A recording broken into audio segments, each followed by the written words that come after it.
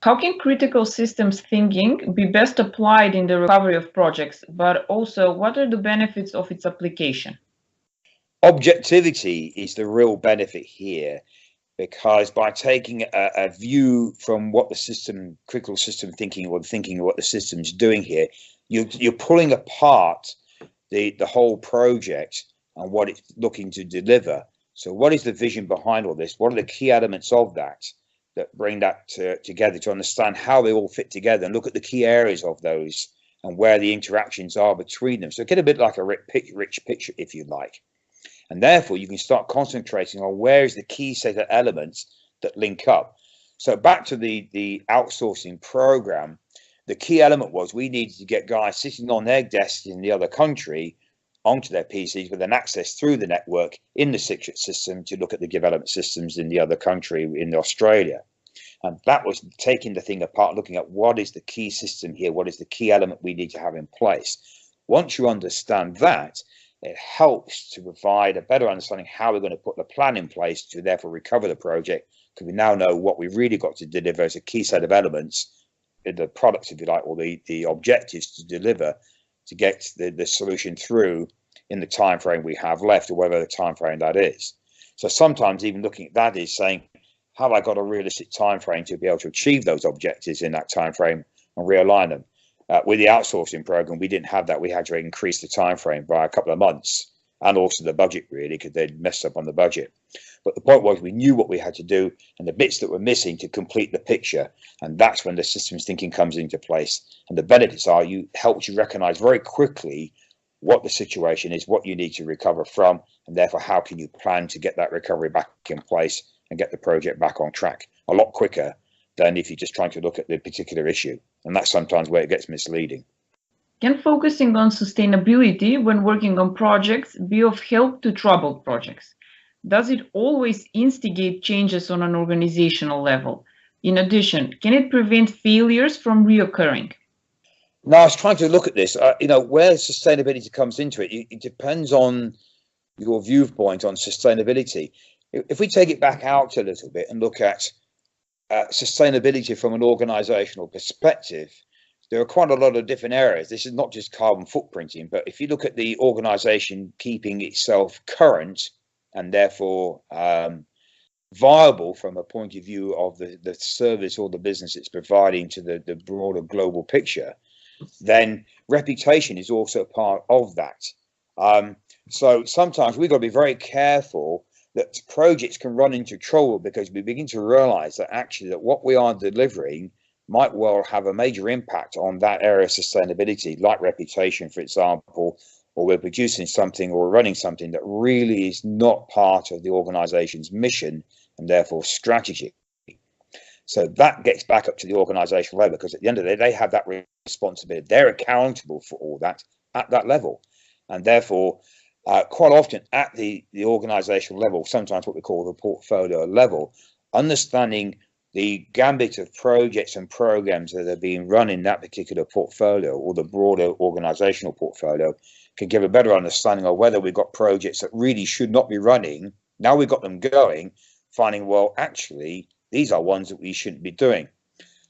What can cause that sometimes is that because the way we try to govern some of the projects that run and say, well, we don't really need to put the governance and decide on that project because it's quite a low-key project, because the way they put the business case together.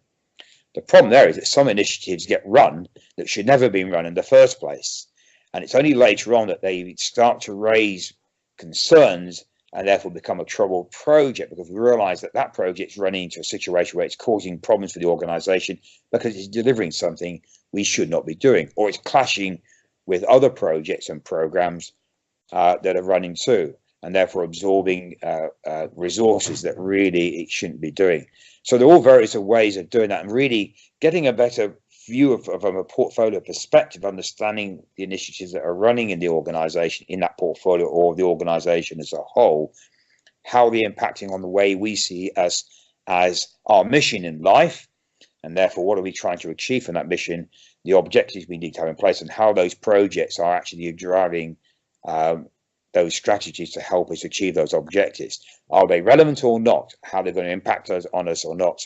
and therefore keep us sustainable. So there is very much a link between them. What are the impacts of delaying the declaration of project trouble? Does it increase the risk of the project being cancelled? Now, I wouldn't say it increases the risk of it being cancelled, but it certainly increases the fact that it should be cancelled. The risk isn't really around whether it become cancelled because we're delaying it, but there is a big risk, of course, that it might have a bigger impact on the organisation. A little bit linked to the question we were talking about sustainability. But the delaying it is more of a psychological risk, but it also can have a major impact on the way it's draining resources that could be used elsewhere, or the fact that it will be going down a path where it gets past where we can actually recover it and therefore have to cancel it because it's now not delivering what we need to deliver. Sometimes that's because scope creep changes scope changes, not so much scope creep, but we get scope change should be authorized, which when it isn't becomes scope creep, and therefore end up delivering something that is really quite different from the original business case understanding and what the organization is expecting. And that's partly because it's not being governed properly too sometimes, or the project manager has just been allowed to allow things to happen, sometimes because they just feel they're being overruled by a lot of things. There's some interesting films being produced on some real programs out there that show this just happening. They end up supposed to be delivering one solution, ends up something completely different. And the problem is, the more we delay, the more it'll have a drain on the resources, and therefore get to a point where it will actually end up being cancelled, right? So you could argue, yes, in that case, it's not so much the delay, but the fact is that the more we go down a hole and not looking at the right solution, we could end up having to cancel because now we just lost complete faith and confidence, or the solution's going down the wrong way in the first place. Is there a way to determine that the project is not worth saving and that it is time to gracefully execute the termination process? Now, this is really where business governance actually has to come into the picture, really. They've got to make that decision themselves. Now, they can only make that decision based on the information they are being given, because that comes up from the project manager and any other resources or sources of communication that are in place to help them make those decisions. Part of that is obviously the way this solution is being delivered and what the solution is actually doing. So quite often the business has got to work out, is this actually going to achieve what I want it to achieve, which the first thing is about the benefits. So they'll set boundaries around the benefits that have been realized within the project and say, okay, they're not achieving what we think they're going to achieve.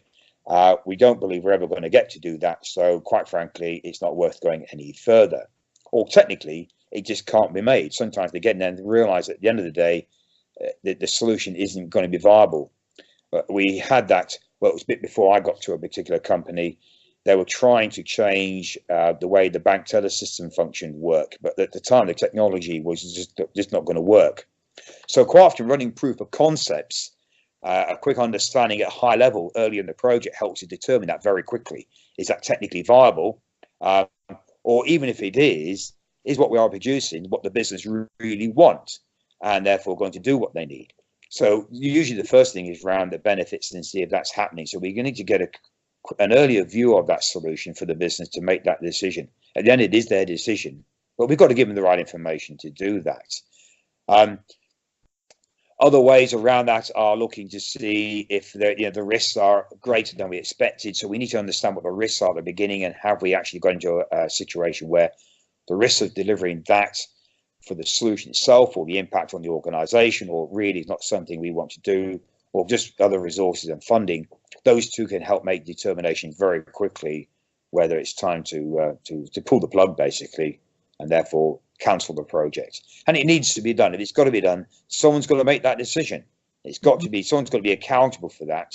And that's why it's usually the person who owns the project overall that should be making that decision, because they understand whether that's the right thing to do or not.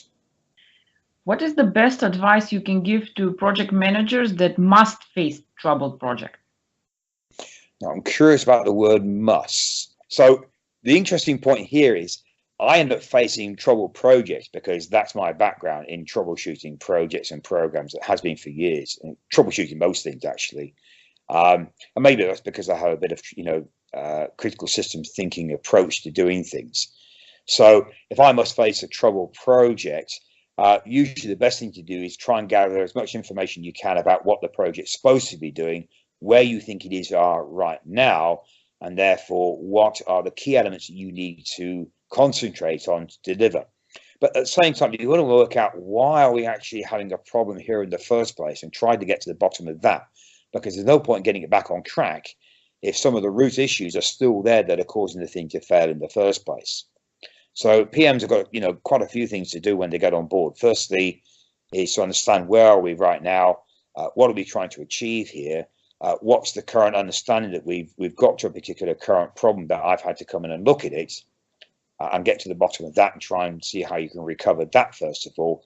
Alongside of it, looking at if I can get this recovered, what are the key elements I need to get to concentrate on to make sure I get those across, and delivered to satisfy the business that we've got the key elements out of it, the main objectives of the project, what they call the must-haves, if you like, those features or those particular objectives that I must deliver to get this solution to work. Can I achieve that? And look at what I might have to go back to propose to them, which we've had to do before. Now, like an earlier example, I ended up having to go back and say, well, we've got to remove some of these particular objectives because we can do without them right now. We need to change the time frame because even though I still need more time because the elements are being missed.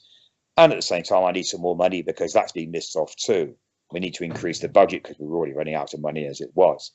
So it's a case of getting all those things in place, but take a cool, objective view. Go in calmly, talk to people, work out what's going on. You need to assimilate all that information and hopefully come to some understanding what's actually happening and therefore what you need to do, knowing what you need to get across the line at the end of it and how you might recover it to do that in the first place. Mm-hmm. That was the last question. Anthony, thank you for the interview. It was an honor and a pleasure. It was my pleasure too, and I really thank you for asking me to provide some of that information. I hope that anybody who's listening up to this afterwards will provide some comfort and some advice and take some food for thought on things to understand about how we recover projects and try to avoid getting into that situation in the first place as well. That's the other thing to watch out for too. And thank you very much for the opportunity, Anna. It's been a pleasure to provide that advice, hopefully, as well. Likewise. Thank you very much.